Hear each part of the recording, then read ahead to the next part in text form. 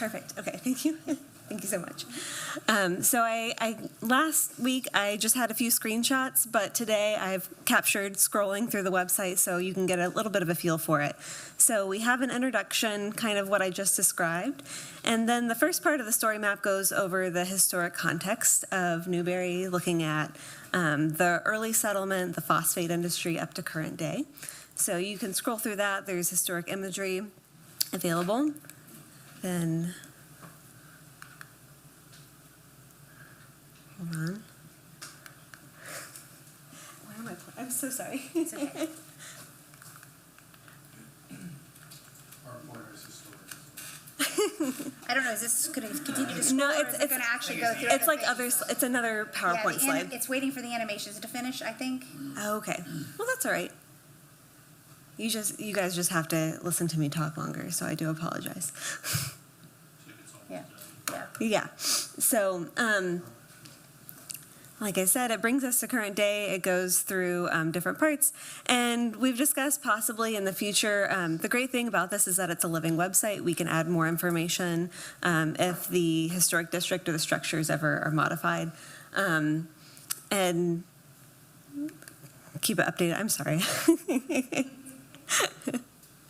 My students did. They put a lot of work into it, so you can see all the different slides that they prepared.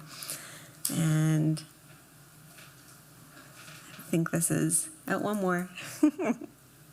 And then we also bring it using the research that was done in the 2023 survey, talking about the population growth in Newberry, which I think is pretty impressive when you're considering how Newberry is growing as a city and being mindful of new development, but also the historic resources, so paying attention to the important past of what has happened here. Now I think it'll let me.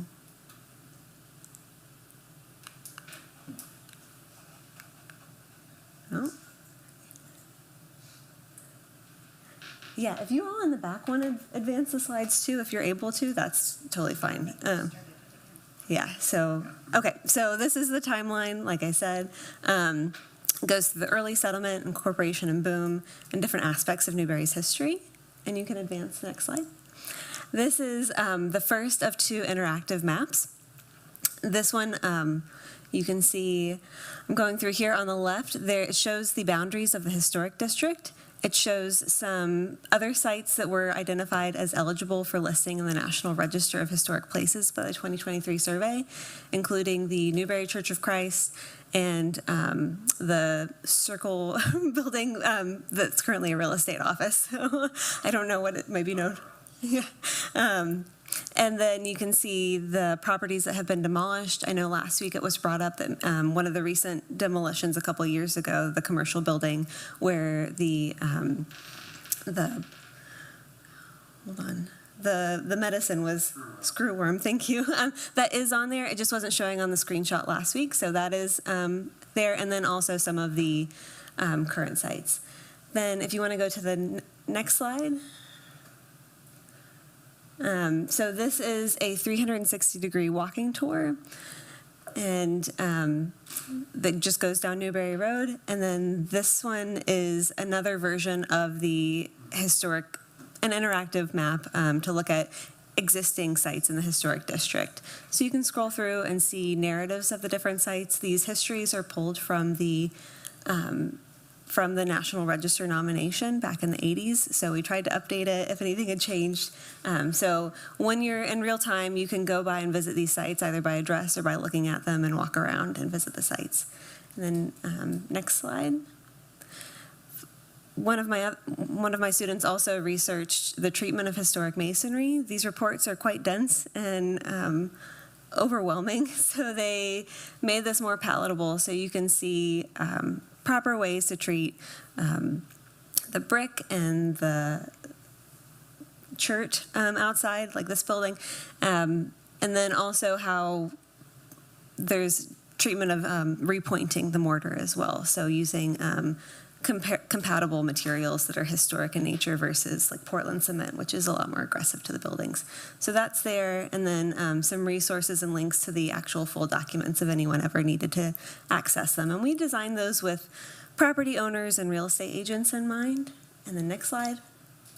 And finally, these are just some of the resources if anyone wants to access them all in one place. Like I said, these are the original nomination, the 2023 report, some information on historic Sanborn maps, so that links to the UF, because a lot of the descriptions of the properties talked about Sanborn maps, and then the regulations for the historic district here in Newberry. So we just created this hopefully as a resource that can be used and also enjoyed by community members and those coming into town for the different festivals to learn a little bit more about Newberry while they're here. So thank you so much. Excellent, thank you for walking us through that. Was there any discussion or questions that y'all had for her? Yes, go ahead, I'll be after you. I just want to say thank you. That's fantastic. And it will be on NHA stuff as well soon. Yes. So thank you. That was really cool to watch the progress and meeting with you guys and then seeing it all come together. So. It's been a lot of fun, and I'm from Gainesville, born and raised, and so it was a lot of fun getting to learn about Newberry's history too. And I forgot to mention, because talking with you, we talked about oral histories. The city of Newberry shared some of the living history interviews from several years ago, so with 5 community members, including Freddie Wormack. So I'm working on editing those into one video instead of having to sit through about 4 hours of footage, so something a little shorter, and that will be added to the story map too. So, Thank you so much. yeah, thank you. That was my question, if you had those videos that were taken. I know we had some from Ms. Nagel as well. Yes. And the Little Red Schoolhouse has some really interesting items that I don't know are out again. We used to have a schoolhouse set up just like it was back in the 1900s. It was exactly like that. And we had a lot of the screwworm advertisements, different things. There was a lot of history that was in that museum that is in storage or maybe out, I'm not sure. But I would encourage you to look for some of those older videos.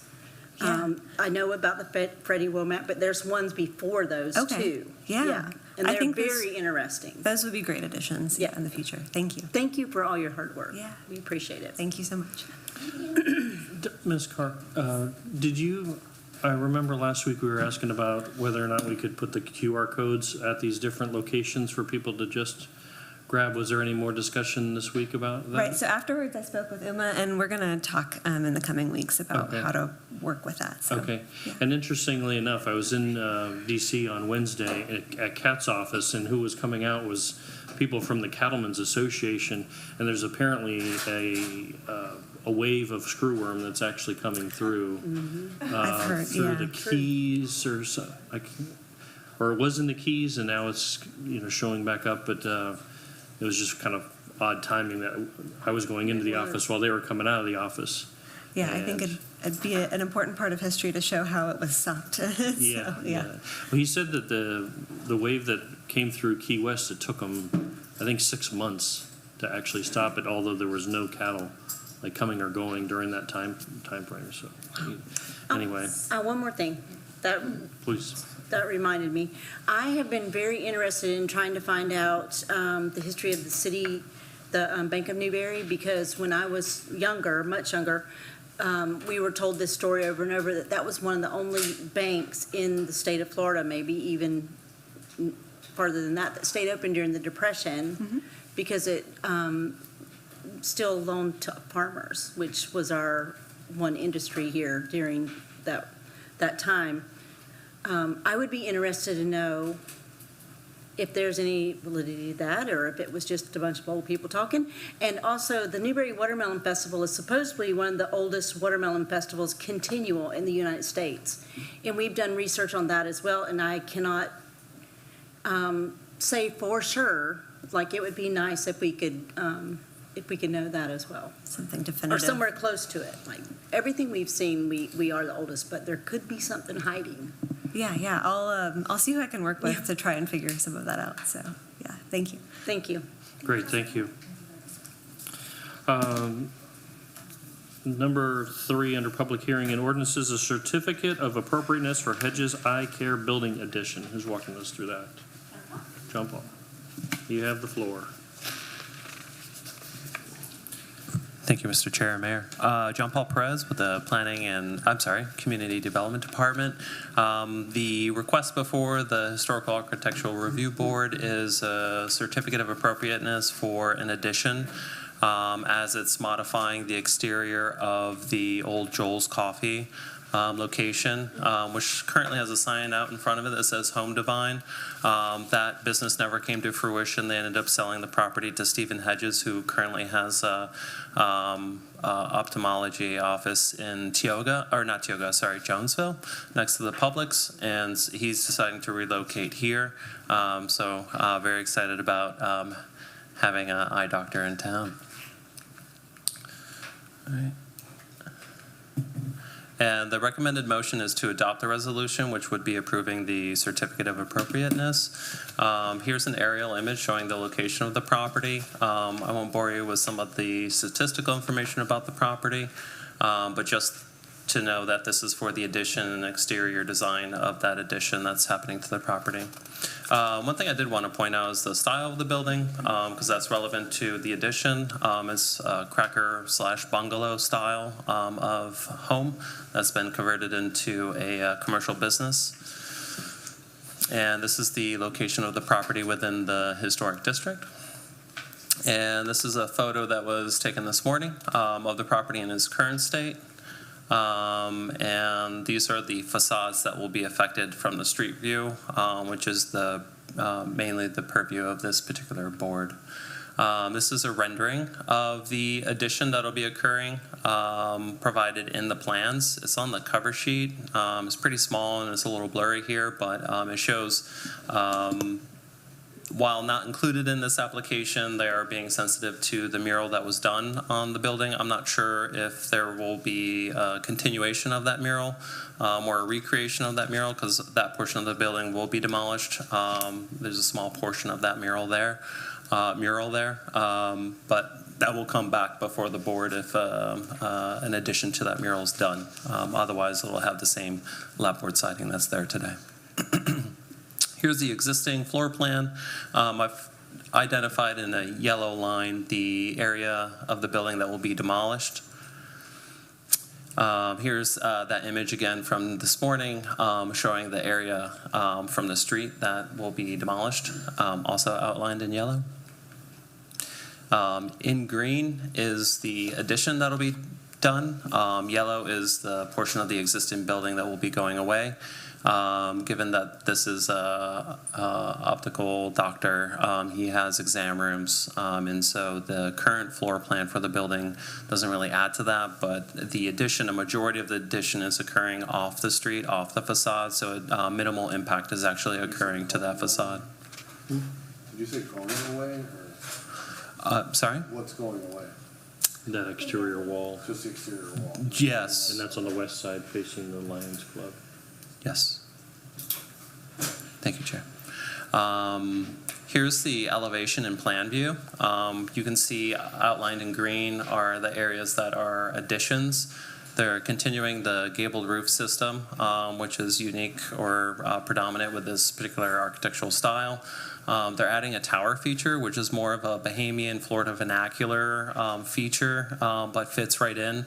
That's kind of an evolution of the cracker and bungalow style for this particular area, as that architectural style has evolved over time.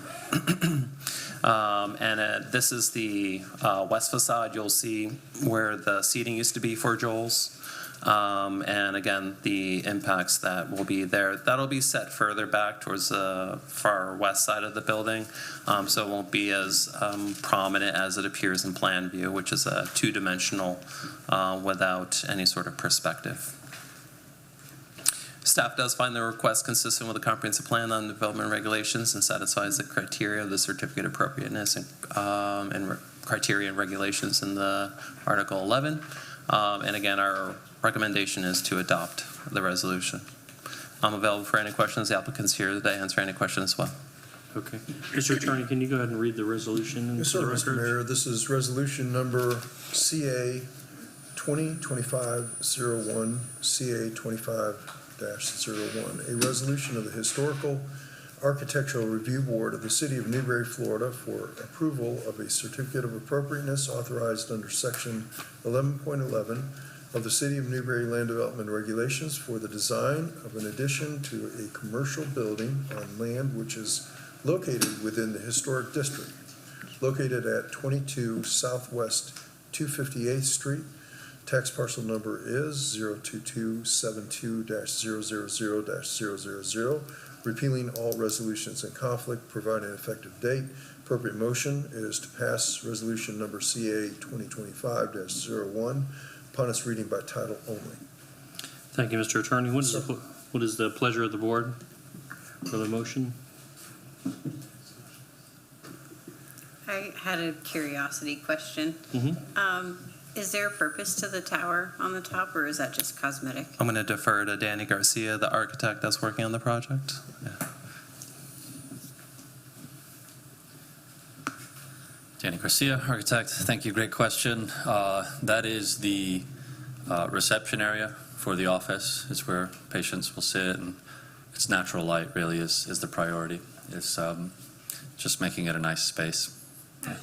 Yeah, great question. Any others? Ms. Thomas, yeah. I hate to even say this, but did I miss the parking? Did I? So that'll come forward to the Planning and Zoning Board in the form of the site plan. Tonight, we're just considering the design of the building. Fabulous, thank you. You're welcome. So my question with the design of the building, I'm sorry to jump in, but my question to the design of the building is the extension of that building, how's that gonna impact the parking? Because the parking's already limited. Yeah. So Sir. I understand the parking's gonna come later, but if we're approving a design and then all of a sudden we approve this design and that's stamped, then all of a sudden it hinders the parking situation a little bit more. So that's why I was just curious to see, is this gonna hurt the parking situation at all? Excellent question, and I appreciate the concern. So tonight, we're not, just to give context to the decision, it's not approving the floor plan of the building. It's approving the materials and presence that it creates on the street. And so features like the tower, if there were concerns from the board, they would be addressed now. But they could also be, again, addressed at site plan. Regarding the parking, it's part of the decision-making process for the board is also siting of buildings. That's a big part of historical context is how buildings are sited. The parking requirements is something that's not part of that decision-making process, but they do interact with each other. And so by approving the design tonight is not necessarily cementing the form of the building footprint as you see it. So if there are modifications being made to the site plan, it won't cause this to have to come back before the Historical Architectural Review Board. Does that answer the question or provide?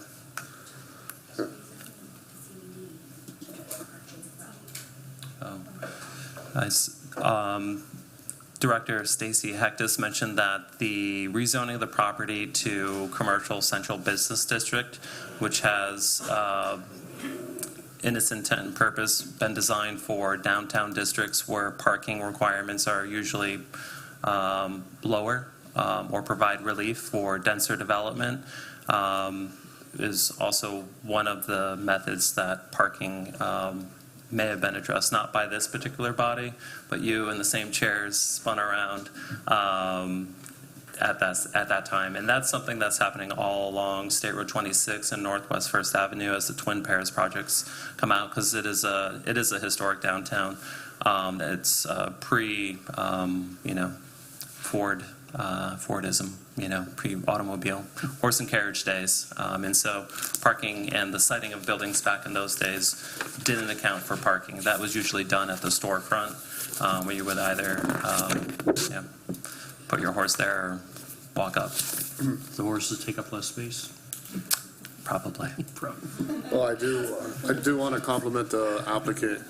The compliment goes to the fact of trying to think outside the box. Compliments to the architect involved.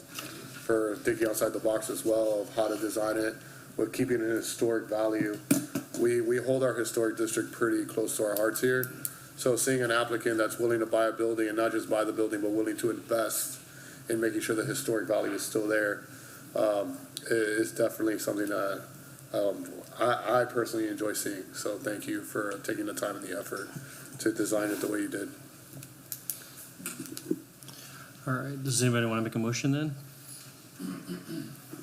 Motion. Second. All right, I have a motion from Ms. Parker and a second from Mr. Urchet. Any other further discussion on the dais? Any further discussion from the public? Hearing none, all those in favor of the motion, please signify by saying aye. Aye. All those opposed, same sign. The ayes have it, unanimous. Resolution passes. Okay. Thank you. All right, last item under public hearing and ordinances is the annex building mural certificate of appropriateness. And Ms. Uma, I take it you're walking us through this one. Yes, thank You you. want the Mr. attorney to read the resolution now, or? Happy to do so.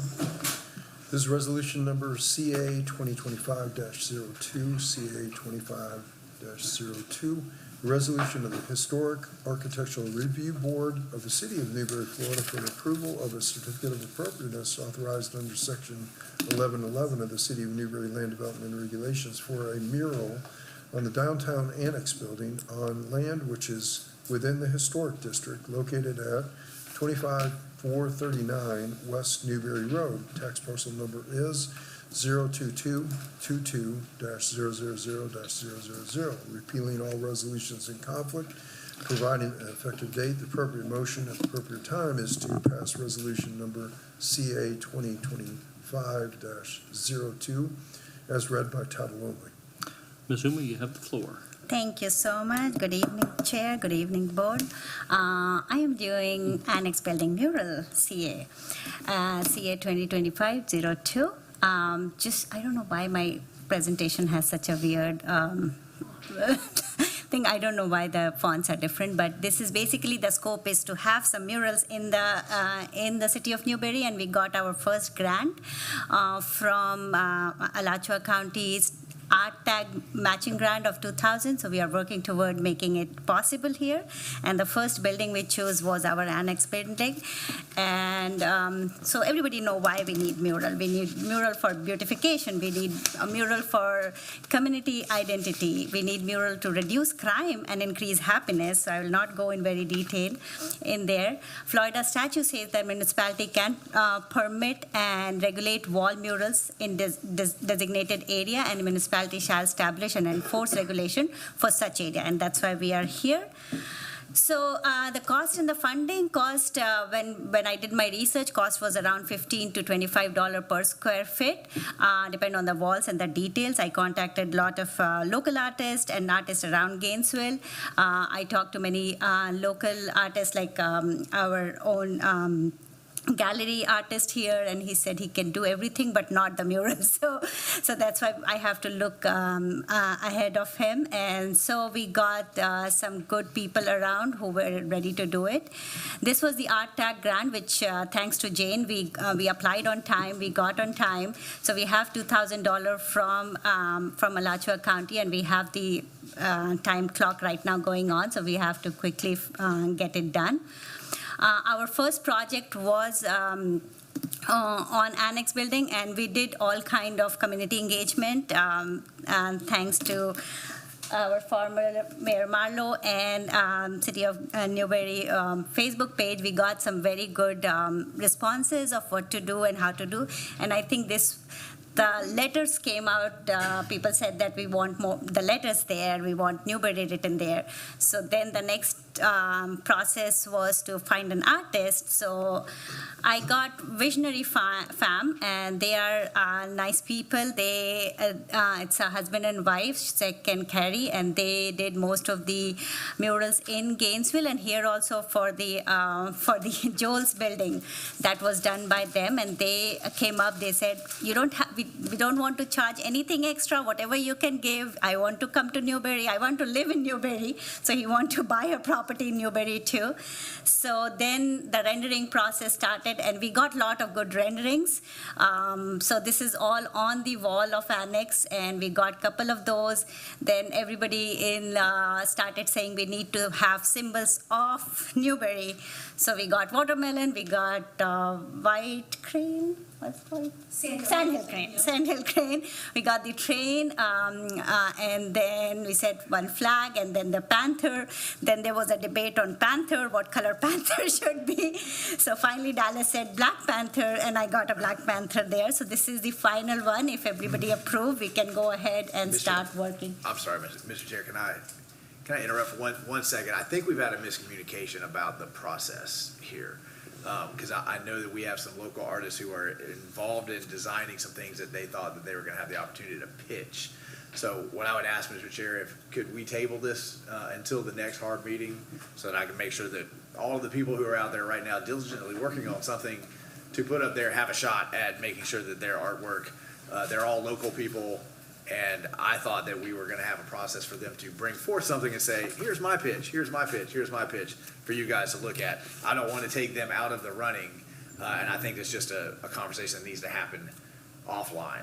And then we'll bring it right back to you at the very next harp. Was this intended to be a final decision point, Ms. Umar? No, but I think we can, faster we go, it will be easier for us to. So I think we can do in the next HARB meeting, Okay. definitely, and then we will go with the CRA meeting, and then we can do the approval process from Okay. there. Well, we don't even have a motion on the floor to put on the table, or lay on the table at the moment. But You need a motion. was there any, we need a motion to actually table. Was there more to your presentation? No, I just wanted to say that this is, these are some of the rendering we received. We received quite a few from the Facebook page also, and then we figured out, like, I talked to the local artist here, and then we decided. But yes, I think we can go ahead and table it and talk to the community again, and then get some ideas from there.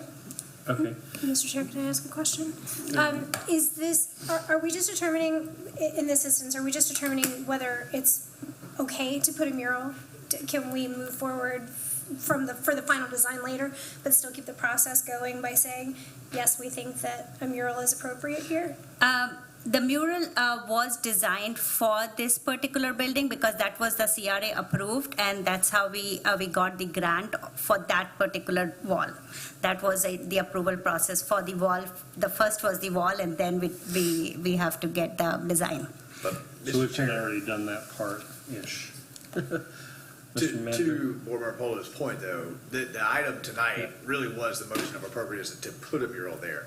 I think it would absolutely want y'all's feedback on the design once we have the community and all the local artists come and say, here's my pitch, and then we can show you guys. So I think, but we could say, yes, we agree there's appropriate to put a mural there without saying that that's the one that we want. How is this going to be decided if we have numerous local artists? Mm-hmm. What is the process to pick the one that ultimately is on the mural? Would they Do we submit, have a plan for that? is it like a RFP basically, but for artists to Mr. us? Mr. Chair. To the city, I would assume. to I'll answer that question. Go ahead, Mr. Manager. So the process that I had talked to staff about was collecting up all of the renderings, collecting up all the examples, bringing those examples to the HARB for advice and consent, sending that to the CRA. Ultimately, it would be their decision. But that, at least you guys could say, these are our top three, these are the ones we like, those kinds of things. It's always tough when it comes to picking art, but I like to bring people options, right? And say, here's some different ideas, because if you let an artist go, you never know what they come back with. But the process that we had discussed previously, that we just need to make sure that we're all on the same page is that we would advertise that we have a motion of appropriateness, we're gonna do a mural, and then we're gonna accept suggestions, and then we're gonna take those suggestions to an internal committee, make sure they fit y'all's level of appropriateness, bring it back to you for advice, then it'll be to the CRA for ultimate decision. That would be the, So this Yeah. has been approved, Okay. the mural. We're just here saying that it's okay The to do design. a mural. and then we're gonna accept design. Mhm. Just wanna make sure I was on the same page. Sure, I think we can just decide on the wall and the cost. Perfect. Okay, all right. And that's probably just a head nod at this point, I would think. You A table. motion to We don't table. have a motion. Wouldn't it be a motion to approve the appropriateness of a mural on the annex building and to table the design discussion for later? That's a good one. Could Okay. do it that way. I second that motion. All right, so the motion on the floor has been moved and properly seconded. Any further discussion from the dais? I have one question. Fire. So I noticed that in the summary, there's $5,000 of matching funds, Mhm. and you just mentioned 2,000, so is the remaining 3,000 from that matching gonna be used for another mural? No, so we asked for 5,000 matching fund and they gave us 2,000 because this is the first one. Yes, sorry for the scrivener error there. Yes, we asked for 5,000, but since we have no mural until now, so they decided on 2,000 right now. But I'm sure once we have the first one, we will get more. And then is it possible for each rendering to have an estimate of what the cost would be so that we could limit the Uh-huh. matching funds? Yeah, sure. So, yes.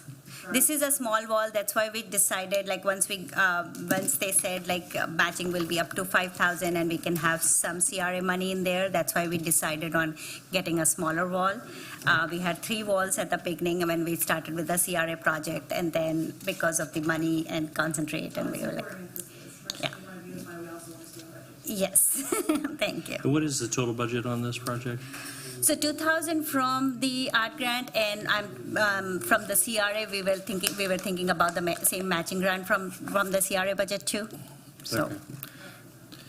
yeah. Gotcha. Okay. All right, any further discussion from the dais? Any further discussion from the floor, from the public? Seeing none, all those in favor of the motion on the floor, please signify by saying aye. Aye. All those opposed, same sign. The ayes have it. Motion is tabled until next meeting. All right, any other further topics on the, for members for discussion? Closing this out. Ms. Carey? No? No? No? All right. Seeing no further action, this meeting is adjourned. So 1 down, 3 to go. Yeah. 2 minutes, 2 minutes.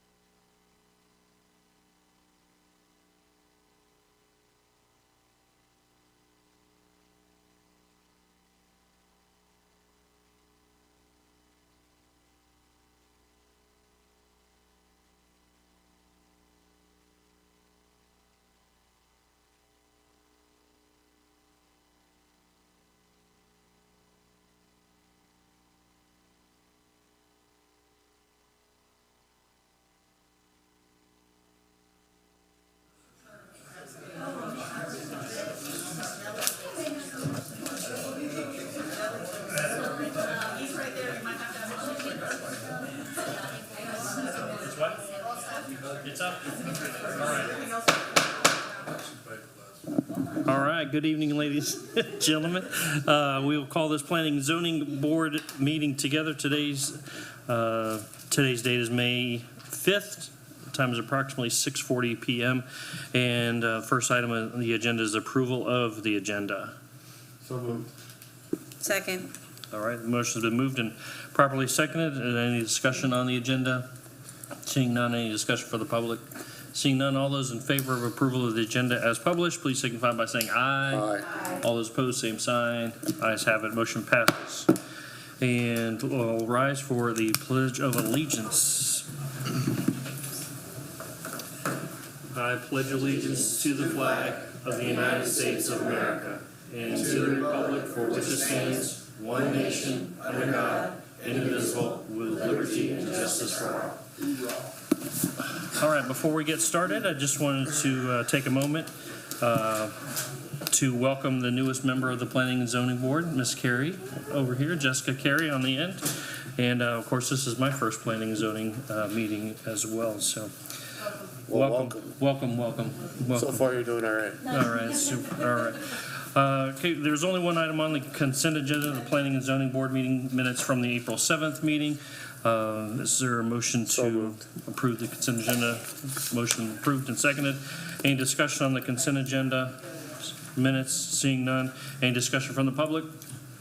Seeing none. All those in favor of the passage of the consent agenda, please signify by saying aye. Aye. All those opposed, same sign. The ayes have it. Consent agenda passes for the minutes as well. Okay, public hearings and ordinances. Item number 2, public hearing resolution 2025-10, SUP 25-01. Excuse me, sorry. We needed to do the appointments. Oh, goodness. It's written right here, and I totally forgot about it. Okay, yeah, new planning and zoning, so we needed to appoint a vice chair to sit in the event that I'm not available. What is the pleasure of the board to nominate for vice chair? I thought he was already the vice. No. We have a motion on the floor for Naeem or Ched to serve as the vice chair, and it's been moved and properly seconded. Any discussion on the motion from the dais? Any motion for discussion, or any discussion on the motion from the public? Seeing none, all those in favor signify by saying aye. Aye. All those opposed, same sign. Motion passes. You're it. All right, let the record reflect that Naeem Arched has been nominated as vice chair of the Planning and Zoning Board. In my absence, he will chair the meeting. So now, number 2, 2025-10. You have the floor, Ms. Uma. Thank you so much. I'm doing resolution 2025-10 SUP 2501, special use permit on an industrial park site on approximately 53.62 acres. The application was received on January 23, 2025. We had 3 rounds of meetings and discussions and comments, and then finally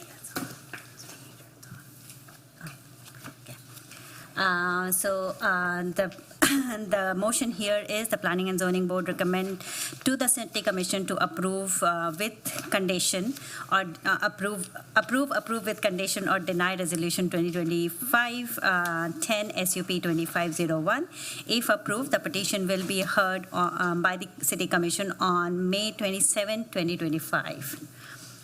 So this is the subject property. It is located on US 4127.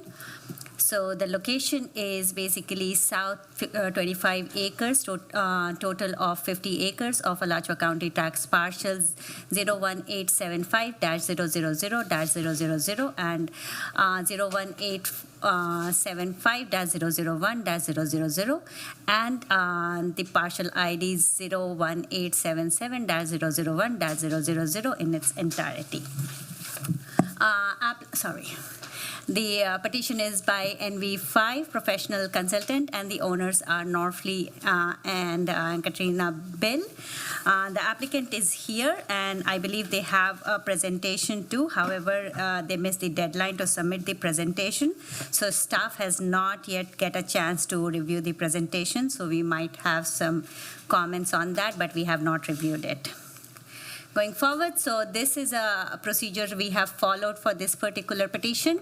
There was a future land use map amendment of small scale amendment of 50 acre, which went to Planning and Zoning Board and then City Commission 2 hearing. There was a rezoning of the same property, and it went to the Planning and Zoning and to Commission hearing, and this is the special use permit. As I said, it was received in January 25, and this is after the 2 rounds of review and comments.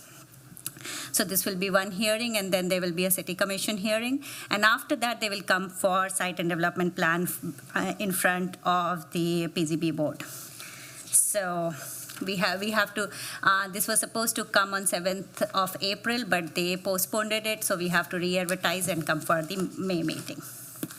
So the petition at the past was related to future land use amendment from agriculture to material-oriented industrial development and rezoning from agriculture to industrial.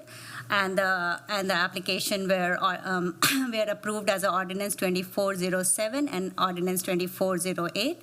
It was on the 50-acre land. As I said, I think applicants have a presentation, so here if they want to present, they can present, but we have not reviewed the presentation yet. So do you have a presentation to present here? Is it uploaded? Yes. Is it uploaded? Yes. Or inside the flash drive? Or just. Oh, I think it's there. Good evening, Mr. Chair, Mr. Mayor. Congratulations on your election. Thank you. Congratulations, Mr. Ex-Mayor, on your new job. I'm very confused, but I'll try to keep everybody straight. My name Just is musical chairs. I know. Shifting. We're just shifting. But Scott never moves. Nor do we want him to move. My name is Patrice Boyes. I represent the Norfleet family and their various entities, and I've been involved with the family and their businesses for about 20 years. And I'm very pleased tonight to be here representing them on the special use permit. And I just want to tell you a few high points that are really cool about this project. The city approved NC Ranch last year. It's a 20, 30-year build-out, very large project. And our client, I think, ingeniously decided to incorporate a local truss assembly and concrete mixing plant virtually on site. And so that really returns us to a more traditional way of getting these key construction materials to a site. We're going to go back to using the railroad like we used to 100 years ago to move things around the country. And so that gets concrete trucks off everything's internally connected to NC Ranch.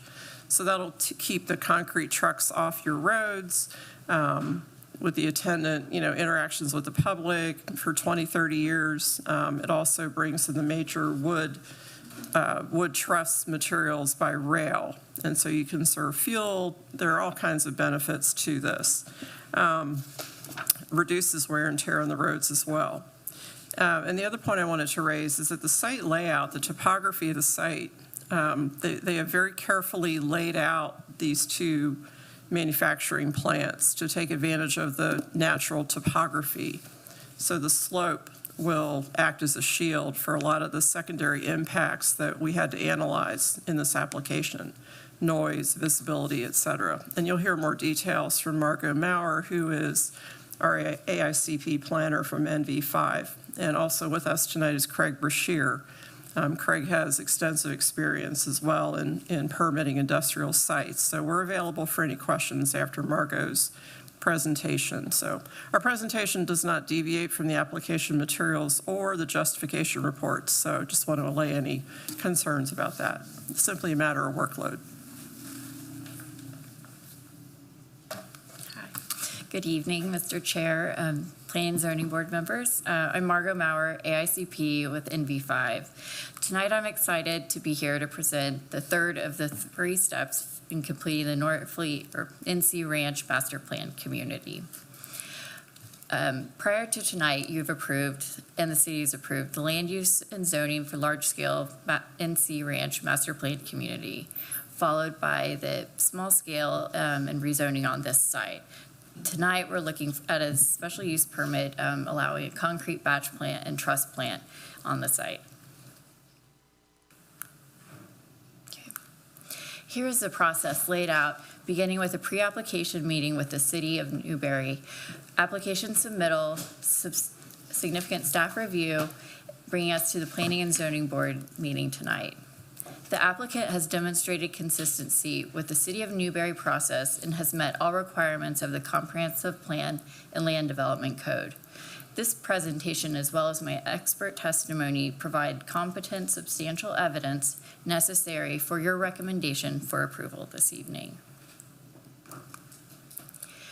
So the context map shows the project site abutting NC Ranch. It also shows proximal, abuts the CSX rail line to the west and US 2745 to the east. Oh, sorry. The site was strategically chosen for rail line access, allowing raw materials to be delivered via rail versus being trucked in. Material can also be delivered through NC Ranch without relying on existing surrounding roadways. Here's the site plan which you previously saw when we were looking at the small-scale land use change and rezoning. For a special use permit, you must comply with section 14.7, which would permit a batch plant area as well as a truss plant area. The site is, the uses are cited so that the existing topography will provide natural visual screening as well. Here's an enlargement of the map showing the site's proximity to NC Ranch to the north and west, as well as the rail access. The site has the requisite future land use classification for a special use permit for material-oriented industrial use. And the site also has the requisite zoning, industrial district for special use. Sorry. So as you can see, the site's topography rises from where it abuts the US 27 State Road 45 along the east, gradually increases to about 88 feet, and then drops down to 70 feet on the western border of the property. This will allow the uses to be positioned so that they won't be visible from the street. Let's see. And access will also be aligned. So ingress and egress will be provided along the eastern boundary for vehicular access. And access will be aligned with Southwest 24th Street to create a 90-degree intersection. There is significant existing tree and buffer area, landscape buffer around the perimeter of the properties, and where there might be gaps that it will be filled in.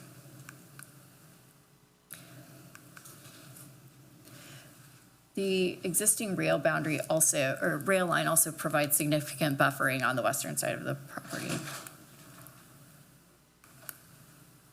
Here's a master site plan which shows site access drive along the southern portion of the property. You can also see here the direct rail access. An experts CUI acoustics prepared a report demonstrating that the proposed uses will not result in noise exceeding the city's allowed noise levels. So the application and materials submitted with and this presentation, as well as expert testimony, demonstrate compliance with City of Newberry's Land Development Regulations, Section 14.7.1, as well as City of Newberry's Land Development Regulations, Section 14.7.1.1, related to material-oriented industrial development. Staff has reviewed the materials and found consistent with city's comprehensive plan and LDRs. And with that, we request Planning and Zoning Board recommend for approval to the City Commission. Thank you.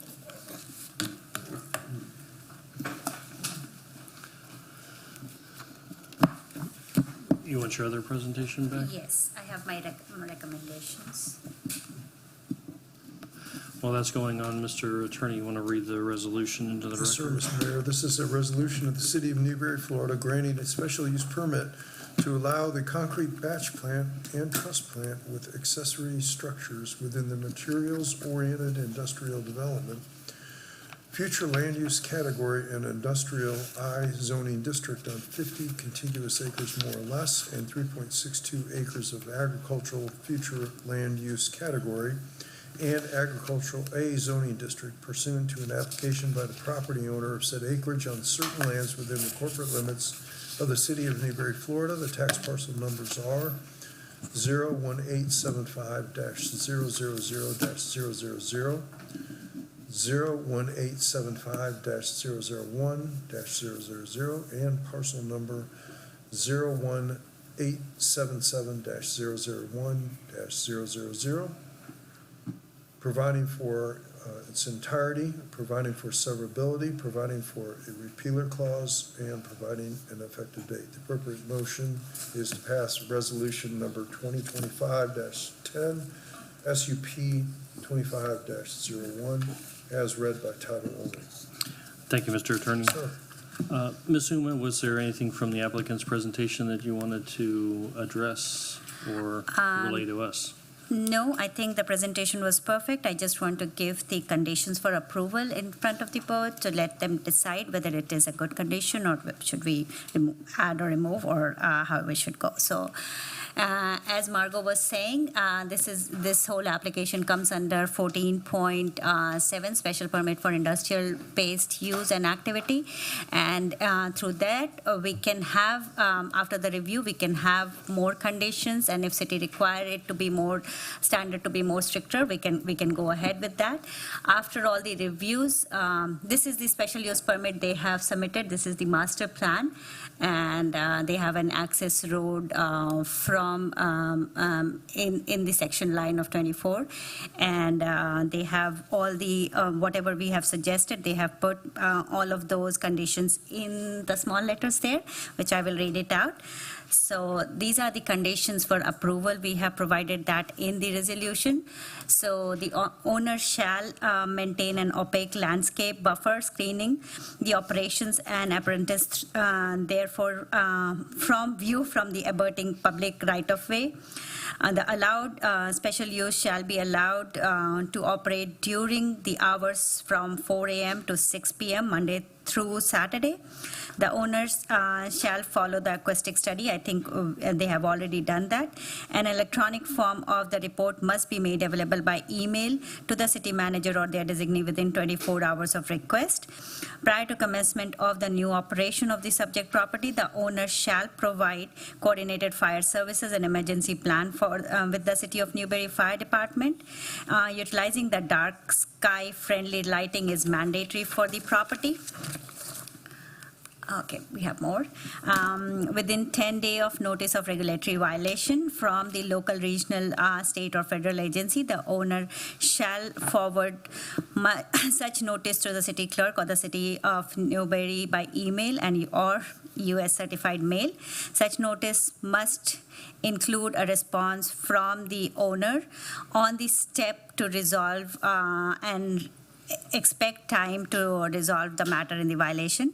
Prior to approval of the site and development plan, the owner shall fulfill FDOT traffic study requirement, provide the dedicated right-of-way for ingress and egress from US 27 SR 41 in site and development plan, The site and development plan shall follow the landscape and other requirement of the overlay district, that is Newberry zoning code section 4.22. And prior to the commencement of the operation of the subject property, owner agent shall provide wildlife protection study, and if required, resident of Gopher tortoise shall be relocated to the off-site protected habitat appropriate to the specific for the species of this tribe. So these conditions have been incorporated in the drafted resolution 2025-10, and staff find the proposed special use permit consistent with the City of Newberry land development regulation and comprehensive plan with these conditions. So the Planning and Zoning Board, so the motion here is the Planning and Zoning Board recommend the City Commission to approve with condition or deny Resolution 2025-10 SUP 25, and if approved, it will be going to the City Commission on May 21st. May 25th, 27th, sorry. And I am here for any question, and I think applicant is also here for any question. You said the conditions are already incorporated It's in the with the resolution, application? yes. Okay. Ms. Boyes is behind you. Not to be nitpicky. The condition regarding number one in the staff report, maintaining an opaque landscape buffer, is not in the resolution, and I just wanted to eliminate any confusion. So we had said on record we would, fill in the vegetative buffer. I'll give Uma this. Okay. And Ms. Uma, can you remind us what the next couple of steps are with how many times it still needs to come back through the board?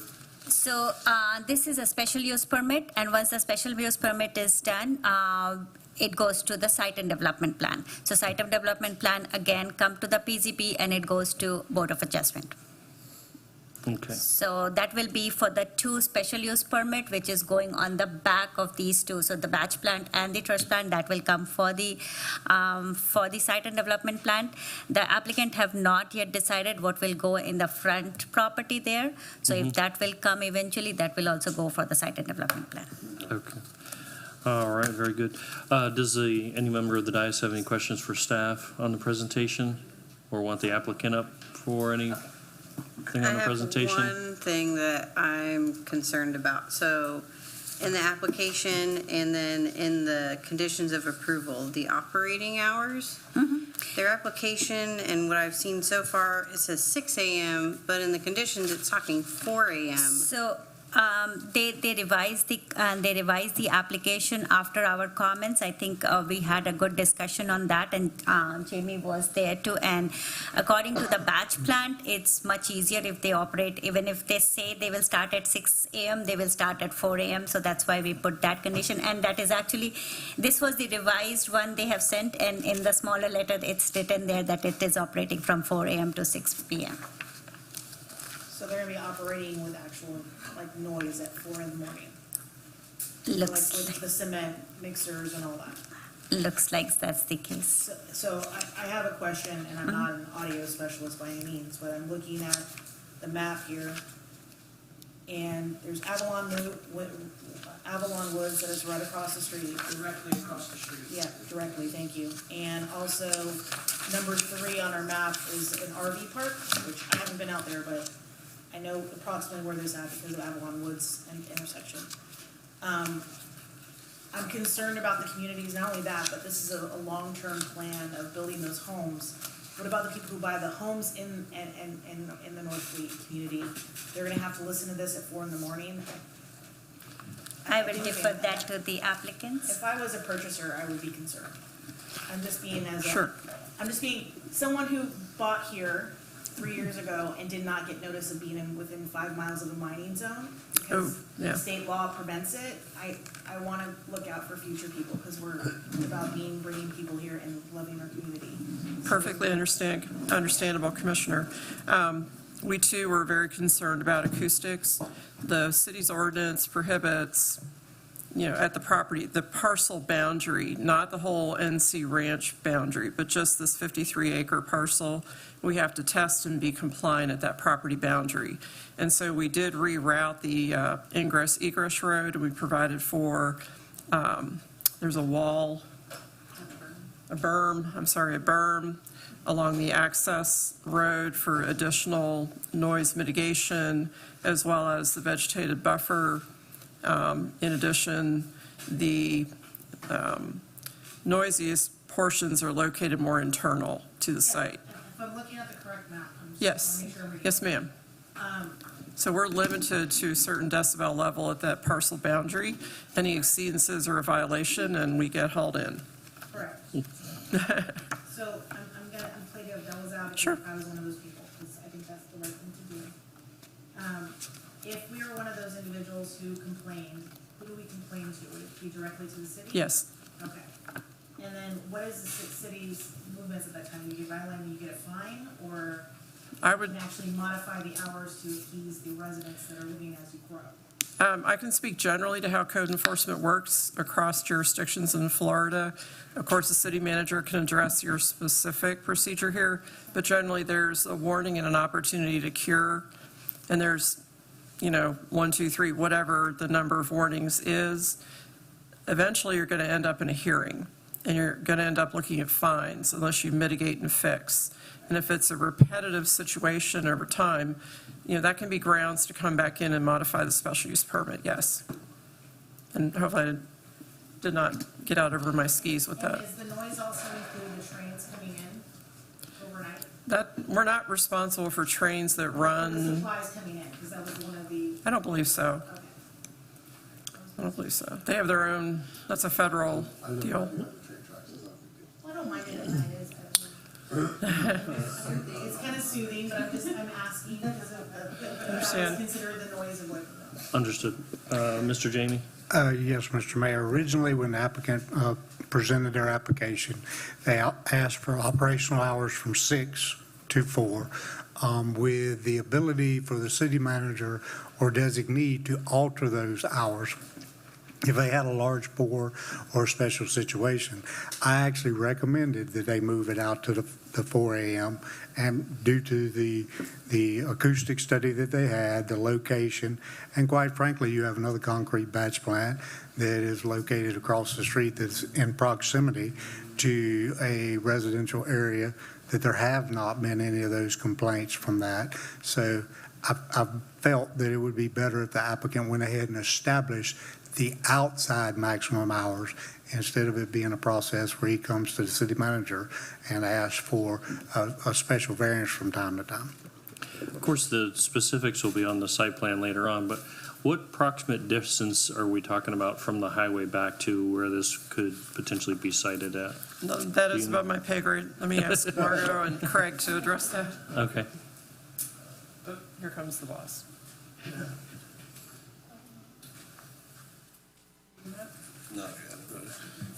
Thank you guys for hearing this tonight. Yeah, from Avalon right now to SRM's plant, the closest distance it is 571 feet, and that is from the south side of Avalon to SRM. Mm-hmm. And then from our batch plant to the closest part of Avalon, which will be on the northwest corner of Avalon, is 2,631 feet. Okay. So it's about 5 times as much on that. And then, and like you said, right next to SRM, had the asphalt plant too, but I don't think they run it a whole lot. Fair enough. Okay. Well, good. The SRM was my second question, if we knew that distance as well. Any other discussion or questions for the applicant or staff from the dais? I just have one scrivener error there, which there is number 1 on the condition? Number 1 on the condition. It's not a part. I think we resolved it before, so it's not in a part of our resolution anymore. So the opaque landscape, because they have a good berm system and they have their topography there, we removed that one from there. Okay. All other is correct. Okay. Ms. Paul, you got a question? Thank you, Mr. Chair. My question, and I'm not quite sure who this would go to. Actually, I have 2 questions. What is this? You hear the word concrete batch plant or truss plant, and automatically your brain goes huge. Can we have a realistic idea of the amount of volume that's going to be produced? I will defer that question to them. Yeah, it's a Trip Norfleet. Yeah, on the size of the building, you're probably looking at about 150 by 60-foot wide metal building. And underneath it, there'll be we'll probably have two truss tables that the trusses will be made on. So, you can we'll probably do 5 or maybe 3 to 8 homes a day under that. And when I say homes, just the roof trusses will be on that. So there'll probably be maybe typically on the homes we're building, there's about 30 trusses on that, and they're just assembled on it. And most of them, are just they run through rollers and it mashes the webs on them, so they're not being nailed either. So so the noise isn't too bad on them on that deal.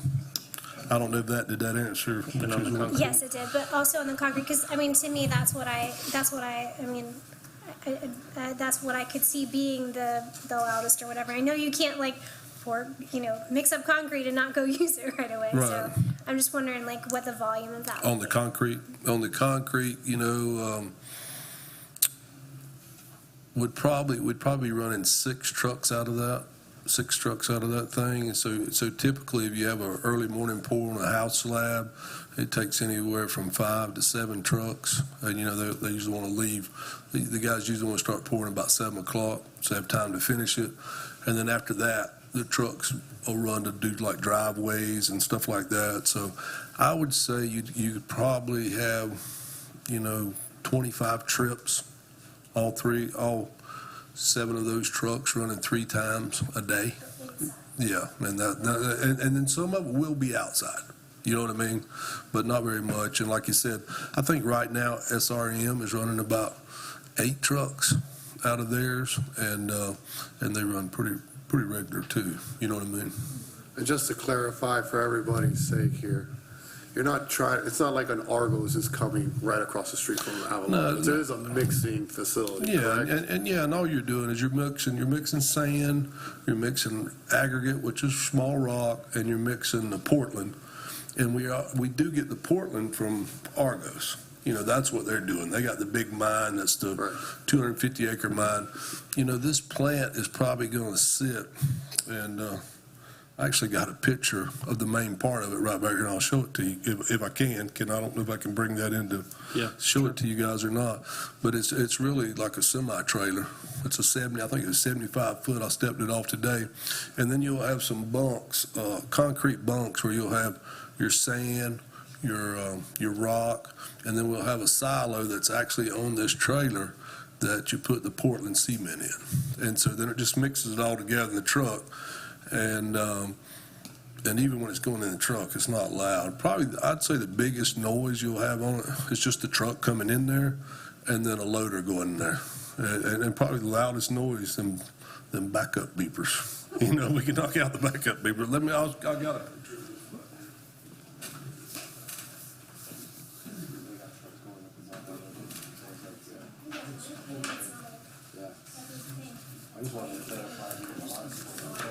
And actually, today I made them move the plant today exactly where it was going to be. And from the highway, like they were talking about elevation, you can't see it. You can't see anything about it from the road. And the closest house to it is my mom and dad's house, so I really got to be careful.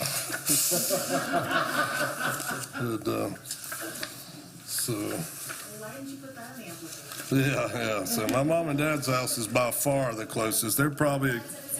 Is the letter of recommendation in here? Yeah. Let me see if I got a ton of pictures here. Yeah, everybody says not my backyard, but this will be the size of the plant. The truck won't be on it. And this just sits horizontal on the ground like this? It doesn't get stood up or anything? No, it'll have, part of it will come up about probably, I'd say the highest it'll be is 14 feet. Okay. But it stays horizontal. Okay. Some pictures, I don't know the very good. I have some pictures in here. Yeah. Shows the tree growth. I really wanted people to see that it's not that big of a. We might have you email a copy of those for Yeah, I've got a the, whole for the deal. record. I've got a whole deal that I could email y'all. Okay. And we took them late this afternoon, and Margot and them told me I got them in too late to put them in the Okay. thing, so that was my fault. But I'll have it on the, definitely have it on the commission meeting. Okay. Mr. Chair, could we have a few of those copies stripped to stay here, the hard copies? Thank you. You can have them all.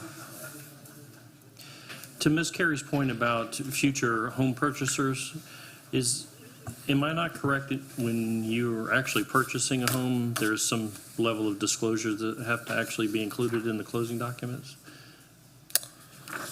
Or is that where you're saying doesn't, it's against the law now or something? No, so with mining facilities in the state of Florida, Oh. it is a buyer beware state. Okay. So that's why I was asking about this, and thank you for bringing pictures, because I'm a visual person, so that really does help me a lot, to understand the scope. The size of, yeah. Because, my father was a masonry, and it was loud and dirty and dusty And- and And what you're looking at on the size of the trailer, that's actually where it's being mixed at. And there will be like the storage things that are probably that size or bigger, so you know what I mean? So you just know how big it is. There's not going to be any grinding or anything like that, so the only sounds you'll have is the bulldozer running into the trucks, if that. Yeah, it's just a loader, you know what I mean? And it's not very loud on that deal there. But yeah, there wouldn't be any disclosure on it. I do think, and I may be wrong on this, might be speaking out of turn, like Newberry Oaks, they made them do disclosures on that mine because they were dynamiting. Yeah, for the first people who bought the. Is that what it was? Yeah, is that what it is? But there'll be nothing like that on this deal here. And I think that's where a lot of people got messed up, is they were thinking we're building a cement plant. This is just we call them batch plants, a very small deal, where we're putting the material together, you know what I mean? And it's just to go in there. If I may, Mr. No, go ahead. After the main development, we're 30 years out. What will happen to this piece of land when the use of, not obviously mixing is using, are you planning to build homes on it and transfer it back, or will it stay as the special use? Well, they got me locked in on a 50-year plan on this ranch. And I'm gonna probably be dead by then. but if it was my deal on the thing, we'd probably keep it. And like you said, but I don't know if anybody notices, but right across from Newberry Corners, I give you the measurement from Avalon, south of Avalon to the SRM plant. Like I said, it was 471 feet. I think Newberry Corners is even closer than that. I'd say it's about 400 feet. I was there taking pictures of it today. And, I hadn't heard anybody complain about that. And they got the asphalt plant right there beside it. And I don't think they run that a whole bunch, but they do run it a lot. And, they do run it periodically. And so, but to answer your question, right now, if you're asking me, I'm saying we're probably going to keep it there. And we would keep that deal. But the big idea was it, and one of the biggest reasons we were wanting to do the truss plant and the concrete plant was during the pandemic. We've been buying concrete from Bell Concrete probably for 30 years. And when the pandemic hit in 2020, we had everybody was coming from different states here. We could not get concrete. We could not get it. Our trusses, we were buying the trusses from Ocala. Our trusses for a normal 1,500 square foot home, they went from $7,000 to $33,000. And I asked the guy who was running a truss plant, he didn't own it, he was one that worked there. And I said, what in the heck is the deal on these trusses? He said, he used to own a truss plant, and they kind of lost it during the 2008 downturn. He says, well, in Marion County, he said in 2006, there was 14 truss plants. He said today there's 3. And they kind of controlled that market. And, at the end of the day, it was just crazy. So, I just thought, we have such and I think we saw it all over the country, how the supply chain was so vulnerable to any little hit or any little deal, you know what I mean? And that's the biggest reason we want to put it there, right up there next to the road where our entrance is at. That's where we've traditionally stored all our tractors and stuff for our farm anyway. And so it's all been there, and we've got our warehouse there now that we have material in it now, but it just sits in there. But the whole idea is the closer we can get to where we're building at, I just thought it would be a whole lot better deal. And for our trucks, especially delivering the wood and stuff, that's the goal, because we won't go back on the road. We'd go out the backside and deliver to the houses, because where we're going to start building is north of where that plant is, and that's the whole idea. And then the other part that where we're going to build is west of it, across the railroad tracks. And so this place here kind of be centrally located. But and all the way around it, and I don't know, I've got some pictures, I can get them to you guys, that's better, but it shows that the whole place is wrapped in trees, and like I said, the elevation's about 25 different feet different from the hill, which is kind of in the middle of the property, to the back where the plant and all the stuff sits. So, and at the end of the day, we're going to be the ones selling hopefully expensive homes there, so we really want to be careful just for our homeowners that are buying from us, because they don't complain, like the town square, they don't complain to the city, they complain to me.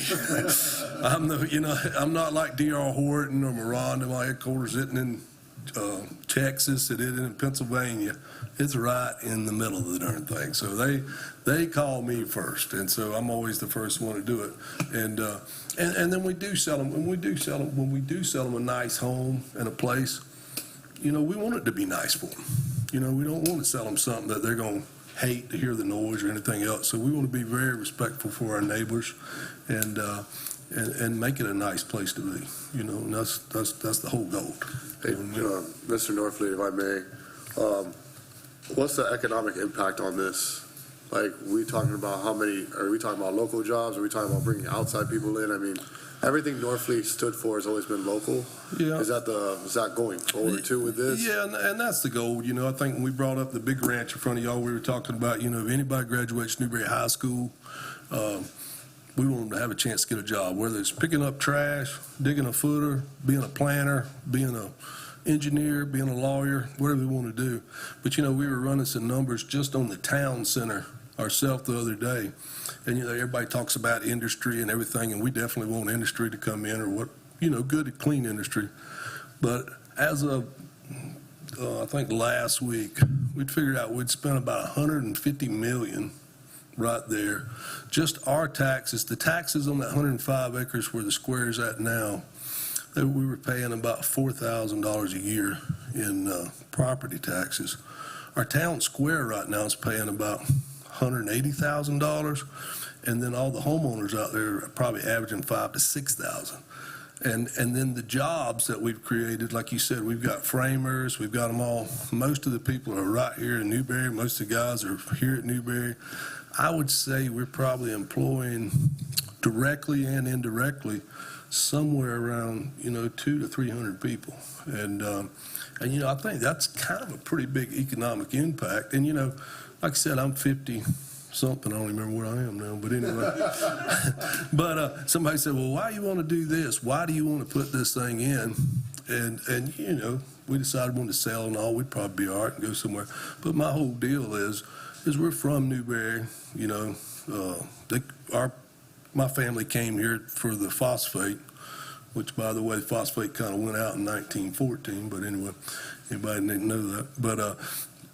But then we went into farming, and then we run cows and different things. But the whole goal is just try to make it viable, make Newberry nicer, and I think it kind of be a cool deal.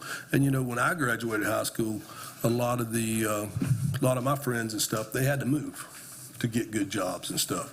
Because back then, if you didn't drive a tractor, if you didn't work in the fields, or there wasn't a ton of jobs in Newberry, whereas we've got the thing. But I think nowadays, with the internet situation that we've got, you can work anywhere, and I think that's one of our biggest job creators. And now I think as us developing and stuff, we just need to develop a place for people to live that is, it's really nice, and I think that's what Newberry offers. Well, we don't have a motion on the floor yet I have another to question. open on. Sorry. Go ahead. I have another question. On this diagram here, what is this area for? Is that additional truss plant area, or is that just open space? No, what that's going to be, there's going to be a road that goes from the warehouse and it curves and it goes through that. So they'll probably be on the front half of the property. Say if you took that 50 acres, the back western half will be where the truss plant, the concrete plant, and where the rail would come in. The front half would be, I think it's going to tear down smaller. We don't want stuff like, maybe like where we store cabinets or maybe a tile or something like that, you know what I mean? So we'd probably have 4 lots coming in on the front, or 5, whatever it is, but more support for it. But I think the closer we get to 41, it would be a lot less intensive, I guess. Is that the word? Is that how you'd say that there? You know what I mean? But no, the truss plant or the batch plant won't be any more than halfway up. And we can say that for certain. And I think in our special use permit, it will specify where it's at on the property. Is that site correct? plan. I mean, site plan, yeah. Okay. All right, so we could approve with conditions that were outlined by Ms. Uma, or deny. So if anybody wants to. Motion to approve with the conditions, as to the attorney's point, the attorney for Northfleet's point, omitting, I guess, the first line, because it's already completed. Is that correct? Sorry, yeah. Motion to approve with the conditions and omitting line item 1. Second. We have a motion and a second to approve with conditions. Any further discussion on the dais? Just one clarification about Board Member Carey's question on special use permit. It will expire, it's written in here, it will expire in 20 years. So if they want to continue, they have to come back for the amendment of that. There you go. Okay. Margot Maurer, AICP with NV5. Just would like to have a copy of the presentation entered into the record for tonight's meeting. All right. Thank you. Any members of the public wishing to speak to this item on the floor, which is the approval with the conditions that were outlined by Ms. Uma, please come up to the podium. Introduce yourselves, and you will have 2 minutes, if we can put 2 minutes on the clock. You'll see a little counter on the top, and you'll get, a little yellow light if it's when you're getting close. You'll see that there. But. My name is Brian Williams. I am a new resident of Avalon Woods. So I've never done this, so this is new. So I'm understanding that it's approved, so no matter what we say at this point, it doesn't go forward? No, sir. That's actually what we're doing now, is whether to approve the specific details will come at a later time. Okay. So this is sort of approving the 100,000 foot. Okay, because my biggest concern is I sat here, this is the first meeting I've been in, and we talk about historic Newberry. Yep. And it's great. I love it. I'm from a small town, Stark, Florida, and now we were in Jonesville for 15 years, and we're here now. So if I look at the crow flies or whatever, from 3 miles from here, we're going to have 3 major industrial plants. Is that correct? Or, excuse me, some sort of, we have the concrete plant that's coming, the batch plant. What else do we have? So that was my question for you, if I may. So these are the mixing trucks. Right. And he says there's the warehouse is already there, but it's not going to be a plant. We're still going to have more traffic on the roads, correct? No, he's going through train. So I want to just reiterate, this isn't an actual debate. So, this isn't a debate. Okay. I got it. I understand that, and I apologize. I'm trying to understand. Yeah. Because, I don't have any children, and we have children in the neighborhood, and I'm down to 34 seconds. But he says we're going to have trucks coming out of there, 7, roughly 24 trucks within a period of a day from 6 a.m. Yep. Not only that, we've got another plant behind us. I'm just concerned about traffic. Even though it's not mixing or anything like that, there is going to be sediment in the air, and we are in the neighborhood of, now that we have 3 within a mile. Mm-hmm. So that was my biggest concern, and that's all I wanted to put on the books was we're putting so much industrial, and we want to call it a historic community, and within 3 miles, we're not caring about the residents at that point. So thank you for your comments. Thank you for your time. Appreciate it. Just as a matter of clarification, the trucks aren't necessarily coming out onto 2741. They're actually going to be maintained within the actual property itself. That's the idea of bringing this on location, so the trucks aren't out on the road. So they will run internally. So they'll run from the batch plant, those 6 or 7 trucks, they'll run from the batch plant on the property to another location on the property with internal roads, pour their concrete, and come back to the... So I thought I was under the understanding he's also going to pull out and build north, because that's where more houses are going to be built. So he wants to be centralized in that area right now. Yeah, all that make it property easier is to get to. directly north of the existing spot. We can get you an aerial. I can show you an aerial. Or No, I'll be at the next meeting, so, but okay. I appreciate it. I just wanted to make sure I understood. No, the idea was to the try to get this demographics. on the property so that not going necessarily out on the road all the time. Okay. Because there's internal roads for it. So on the record, you're saying that there will not be the trucks, the trust trucks will not be on the road, nor the concrete trucks, correct? I'm not going to tell you that there's absolute 0 trucks out there. I'm sure there'll be instances where there'll have to be trucks out there, but the majority of the intent is to keep it all on that property. Is that correct? Okay. Thank you for your time. I appreciate it. Okay. You know, the big trip North Fleet again, the biggest deal is like you said, there will be trucks, and going to the north property, just like Mr. Martin said, that will be internally. But there will be some trucks that go outside on the road, but it'll be a whole lot less than if we're getting concrete from 5 miles or 10 miles away, or trusses from 5 miles away. I think our traffic will be a whole lot less. All right, thank you. Any further comments from the public? Going once, going twice? All right, seeing none, I'll bring it back to the board. Any further discussion by the board? Ms. Curious. Kathy, go ahead. What makes a major plant? What's the definition of that? I could not tell you. Because I'm assuming that's Argos. Yeah, Mr. Argos Chair. would definitely be, that's another level. City manager? I believe Argos would be your best example. That would That's be a a major definition. industrial, right? These are Okay. small industrial purposes. And so what Norfleet is saying, that's minimal size compared to, Very minimal. right? Okay. I mean, it's essentially what's come in the back of that semi-truck. So, okay. All those in favor of approving with the conditions as outlined, please signify by saying aye. Aye. All those opposed, same sign. The motion passes unanimous. Or the resolution, rather. Okay. We're finished with the public hearing on ordinance. We don't have any agenda items. Any further topics for discussion by the members of the board?